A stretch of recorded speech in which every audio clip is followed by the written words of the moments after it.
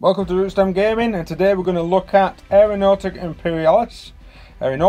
Imperialis, and possibly give it a review. But before I quickly do that, I'm going to have a look into the history of the original Aeronautica game. Now, the original Aeronautica was released as a tabletop version, basically requiring you to play on the standard tabletops back in 2000, I'm going to say 2017, but not 2007. Originally developed and published by the Forge World section of Games Workshop. Now, at the time, Forge World was supporting the new version of Epic that had been released by Jeeves Johnson, the Epic Armageddon, which, for those that played it, was actually a really good version of the game. The Forge World actually produced really high detailed models of units that Games Workshop did not seem to be releasing. They had the Warhound and Reaver Titans that you could purchase. There was also alternative tanks such as the Forge World Thunderer and the Forge World Destroyer, Lehman Russ tanks. You could also get the original Manticore, which was a Forge World released before a plastic one came out. And there was alternative super heavies, so you could actually get Shadow Swords. I believe there was Shadow Swords and Bane Blades available as well for the original Epic, as Forge World had been producing the models before Epic Armageddon had come out, and I think they'd been producing it to try and support the Epic 40,000 range that had come out several years before. Not only did they produce the highly detailed Titans, super heavy tanks and standard tanks, but we also produced very large selections of flyers in a 6mm scale. Now, nearly all the major Forge World players were represented at the time. Now, what I mean by this is Forge World had a habit of representing certain factions and certain units. Some of its favourites, of course, were Orcs. Of course, you've got your Imperium, your Tau, your Eldar, and a little bit of Chaos. They weren't too heavy on the Chaos, but they did supply some flyers. Now, Games Workshop's support of Epic Armageddon was haphazard at best, even with the Games Workshop release Jeeves Johnson actually in charge of the product. The Games Workshop were very reluctant to actually back it. Forge World, of course, was still backing it through their range of Epic miniatures, but during this time of uncertainty they actually released the original Aeronautica Imperialis. As typical of the time, Aeronautica Imperialis was released as a large hardback book. Many Forge World books had this large hardback version, tending to cost a lot more than their Games Workshop equivalents, but being a higher quality. It also had a particular art style and style of talking to you through the pages. Each aircraft was detailed. Rather than it just being just a simple section of rules, it was a heavy sort of detail and telling you about the vehicle, about its original origin, about how the vehicle was seen in the Imperium, where it was manufactured, where it was produced. It was very heavily detailed, and some of the illustrations in there were quite amazing. Hardback book, you also got a set of 2 sheets of what looked like plastic card. Now, it was quite easy to cut, and if I'm honest, I've still got my plastic card from my original Aeronautica. As you can see here, there was a total of 10 maneuver cards in the original game, and they've actually stood up the test of time quite well, to say that these are 12-year-old bits of very flimsy plastic. Unfortunately, I don't have the original rulebook with me, which would have been nice, but it would be nice to see if a lot of these have survived, and to see what rules have survived in this new version of Aeronautica. So we're going to remove the lid. I've already removed the plastic wrap. Sorry for being on the bed, but I'm in the spare room. I'm going to do this. Oh. Ta-da! Yeah, alright. So, we are greeted by, not bubble wrap, but that really odd looking, that doesn't pop. It's not very exciting, is it? I'm greeted by the usual whiff of plastic and rules.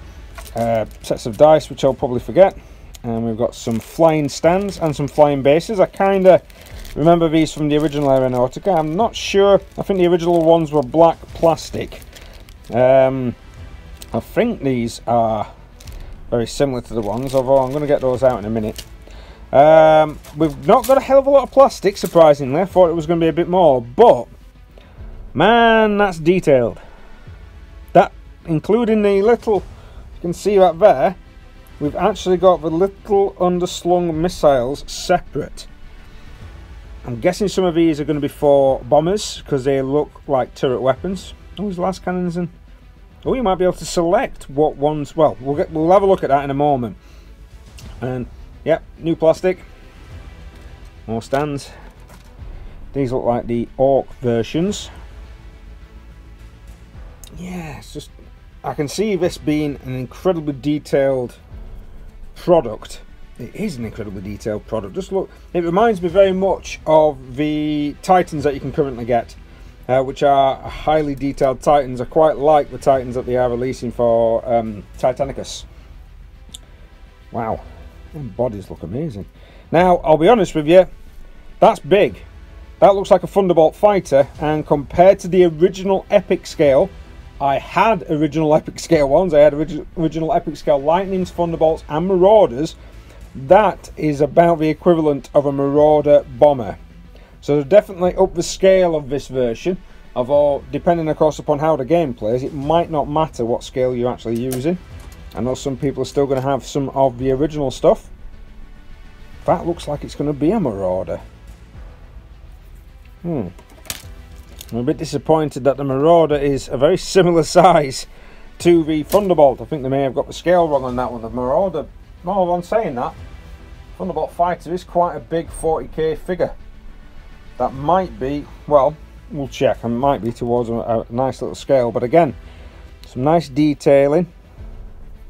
These are not going to be easy to make. And then of course it looks like some Orc fighters. Nice little bits of stands. There's probably some more in here. Nice little bits of plastic.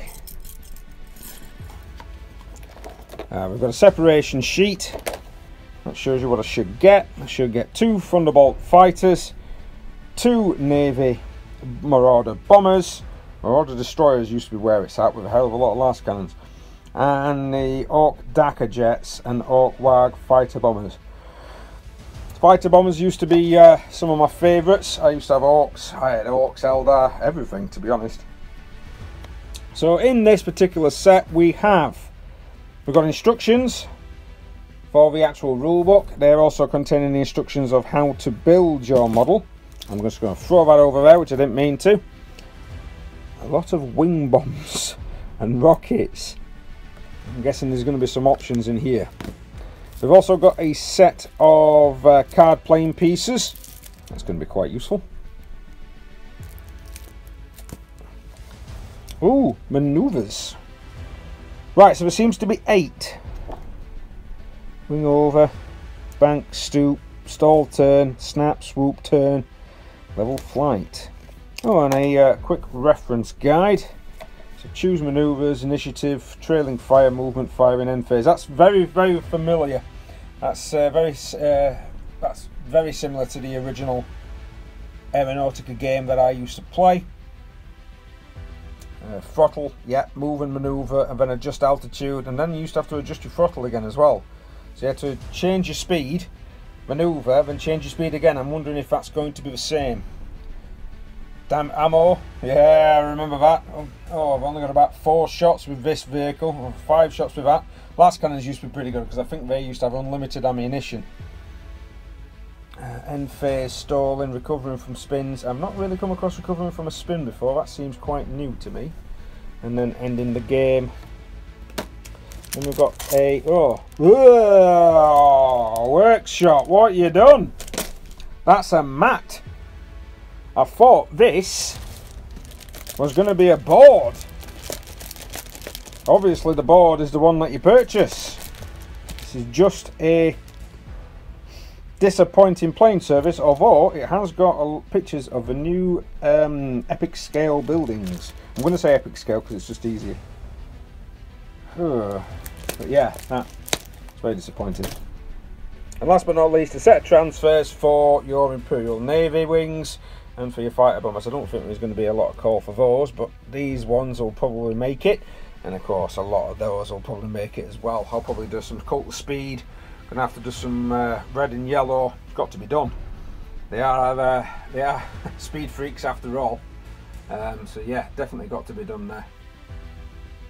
So just having a look at the base that you get with this, doesn't seem to be as if you can pull it apart. I would have liked you for made in China. Oh, Games Workshop, what are you doing? 2018 as well. Games Workshop, highly disappointed that you're making things no longer in the UK. Even though the box says it's made in the UK, these bases seem to be made elsewhere. I suppose generic pieces, you need to make them somewhere. Right, so that will be your speed, and that will be your altitude, and then your front arcs, your rear arc. If I remember correctly, a lot of that tended to be for bombers, whereas fighters tended to be at the front and the back. It is disappointing that you can't separate these. I would have liked to have separated to make painting these a hell of a lot easier. I can see this being a very difficult job, if any. I'm not quite sure if I even want to risk. I can see people doing it online, but I think some of those people that do it online have got a hell of a lot more patience than I have. Yes, I've got some more miniatures coming up as well. But yeah, they're just feeling very much similar to what they were before, just slightly bigger. So guys, I've gone through just having a look at the various different items that I've got in here. Of course, it's not as well fleshed out as the original Aeronautica. You can possibly tell that by the sheets that you've got for the Thunderbolts as an example, but you have got armoured cockpits and infrared targeting and chaff launchers, which was in the original game. I'm glad to see a return of these. I really did like these in the original ones. I also like the fact I've got two different Thunderbolt fighters, a Fury and a standard one. The standard one has got the original quad auto cannon and twin las cannon, which is always a good setup. But then this one, it's very good for, it's got an Avenger bolt cannon instead, which I find quite interesting. Extra damage on a 6, needs a 4+ to damage, it's have a lot more dice, so I'm guessing that one might make, it's only a couple of points more expensive. I think when I'm building my actual models, I'm going to be doing them. The Marauder's not got any additions, but I did as I did show you those little extras, all of them are here. So all the weapon options are going to be different, and I'll be honest with you, I ain't magnetizing that, so I'll probably get about maybe two sets of these, you know, just to have a good variety or a good variance. But they're stunning models, so I can imagine that they're going to be quite interesting to paint. There will be a painting video on that. But the manoeuvres, now the manoeuvres are they are different. Definitely different, because you are using a hex grid system to be able to play your game. So they're definitely very different to the original cards that you got in the original game. But the majority of it is still here. The 5+ to hit with the plus and minus for altitude is still there. So pretty much, unless you're the same altitude as the actual fighter that you're going against, you're going to need 5s. If it's above you or below you by 1, you're going to need 6s. That's pretty much what it was like last time round.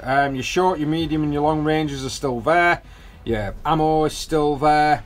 Your fire arcs is still there, which is awesome. The movement is a little different, because depending, of course, you get a choice of altitude. So if you're going a speed of 1 to 4, an aircraft may decrease its altitude by 1, and then you look at these, and these don't change your altitude at all. Whereas, yes, I know that's going to be in a future painting video. Where's my little cards gone? Whereas these original cards forced you to do stuff. So your straight could give you various difference, but you had to put, the idea was that you put the beginning of that there and then the end So the beginning bit of the model went there, and then the end of the model went there. Now a lot of these were just set so you could go up and down, but like if you did a power dive, 1d3 plus 1 altitude plus 2 speed, some of them you had to high G turn, you had to do it must plus 1 minus 2 for a half loop, must minus 1 altitude plus 1 speed for a wing over. There was some that may not adjust altitude but minus 1 speed, so there was some that actually forced you to do certain things, and if I'm honest, there isn't in this book. This book is pretty much going to be alright, you can kind of do this and you can kind of do that. Your victory points is still as complicated as ever. Really is. But a lot of it is mainly just either 5s to hit, 3s to recover, some of it's 6s to stop. Targeting is the same. So pretty much they've kind of taken the tabletop game that existed 12 years ago and kind of put it into a board game, even though I don't have a board, which I'm very disappointed about. I'm going to rest that gently. No, I'm not. But yeah, overall I'm interested and intrigued. We are going to be getting a nice little game on that soon. I'm going to be popping that up on my channel. I hope you enjoyed this hybrid of history telling and and of course looking into the new like a review of the actual book. I am excited to play this. I'm going to try and get those figures built up now if I possibly can, or maybe in the next couple of days. I'll do a video of me actually painting them as well. But yeah, we're going to have some fun, I think, with this Aeronautica, and I'm going to be excited to show you guys the games. Well, that's it for this video. Thanks very much for watching. If you did find that useful, give us a like, give us a subscribe. I think at the time of recording this, I'm actually near my golden child of 1,000. If we could push it up to 1,000, that'd be amazing. But I will get this game played. We will get it looked into properly by playing a game, and we'll give it a full review then. But thanks very much, guys. We'll see you next time.